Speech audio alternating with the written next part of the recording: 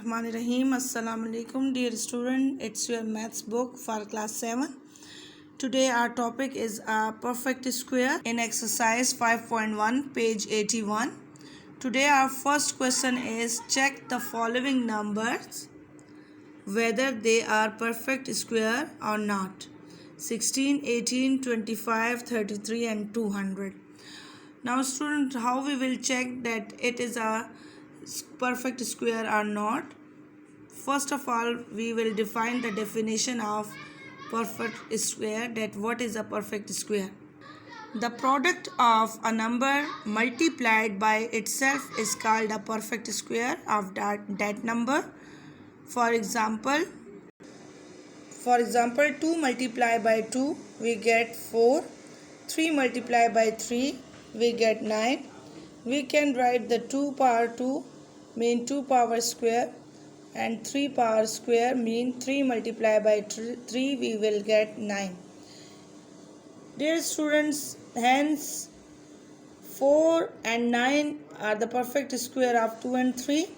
Hence, if a and b are any two natural numbers such that we can write it a is equal to b square, then a is called a square number or the perfect square of b. It's a general form of perfect square. Therefore, every natural number is not a perfect square, but every natural number has its perfect squares. Since there are infinite numbers of natural numbers, such that thus there are infinite number of perfect square. Now students, we can test whether a number is a perfect square or not.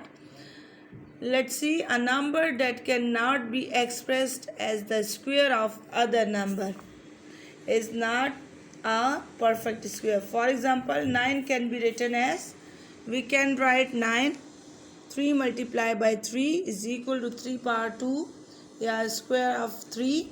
So 9 is a perfect square of 3. However, 6 cannot be written as a perfect square of some other numbers. Therefore, 6 is not a perfect square. Also, students, remember that a square number or perfect square is always a non-negative number. Now, in question number 1, exercise 5.1, 16, 18, 25 and 33 and 200, that are question. Let's see.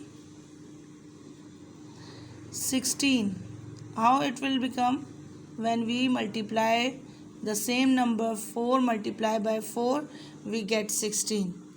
It means 16 is a perfect square. Now the turn of 18. In 18 we not have a same number, so 18 cannot be written as a perfect square of some other number. Therefore 18 is not a perfect square. 18 is not a perfect square. Now the turn of next question, that is 25.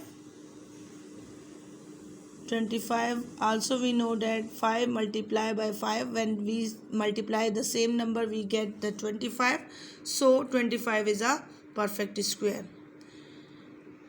Student, now 33 and 200 also are not in a perfect square, because when we have no same number which we can multiply and we will get the 33 or 200 answer. So another question number 2 of exercise 5.1, that find the square of the following numbers: 35, 911, 2170 and 125. It's too much easy.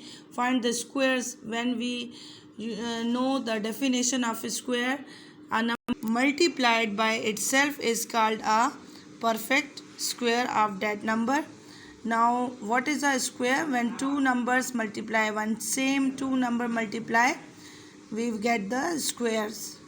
For example, in a question number 1 we have 35. we will write it like that. 35 whole square mean 35 multiplied by 35. 2 times we will multiply the 35. In rough work we will multiply the 35. Now let's see, 35 multiplied by 35, we get 1225. It's a simple multiplication. You can do all the next questions in your rough copy. Now the turn of next question. Question number 3. Do not take a square and tell whether the square of the following numbers be even or odd. Now you know the definition of. Here we have the properties of a perfect square, that is the square of an even number is even, the square of an odd number is odd. For example, in even, let's see, square of 2 we get 4, square of 4 we get 16. Hence 4 and 16 are all even numbers, hence the square of an even number is always even.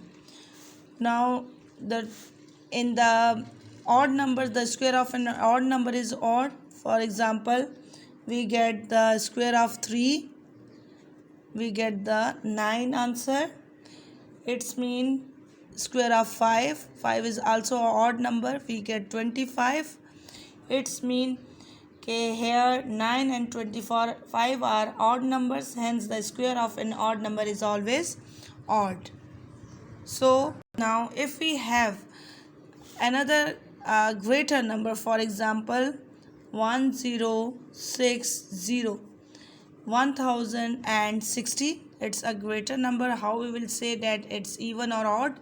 Let's see. For this we will learn about the divisibility test. In previous classes we have also learned about the divisibility test. In unit place we will see, if we have an even number, then it's mean a whole number will be an even. If unit place we have an odd number, that's mean all number will be odd. So here 0 in unit place we have 0, and 0 is an even number, so it will be 1060 is your even number. We can do all the questions in exercise 5.1. Question number 3, 1, 2, 3 and 4 parts in your rough copy. We can do it very easily. Thank you, students.